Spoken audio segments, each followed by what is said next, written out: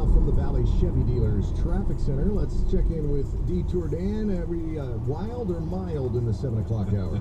Very, very mild. Yeah. It is the Columbus Day commute, and it is paying off in traffic so far. We got a long way to go, but I really like your chances here. I'm going to throw ride times at you and show you the comparisons as we go. A 20-minute ride southbound 17 from Peoria to the 10 split without any rush hour slowing, it would be 13 minutes, so 7 minutes extra on you total.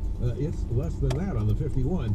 13-minute ride, Bell Road to the 10, without any delays, it's a 12-minute ride, so 1 extra minute on you. Eastbound 101, only 22 minutes from 75th Avenue to Frank Lloyd Wright Boulevard. All of these are adding up to thumbs up. We've got a crash in the downtown, westbound I-10, right at the 51 interchange. It's in the ramp to the eastbound 202. It's all off right, and the ramp is reopened. New rack, 19th Avenue in Dunlap.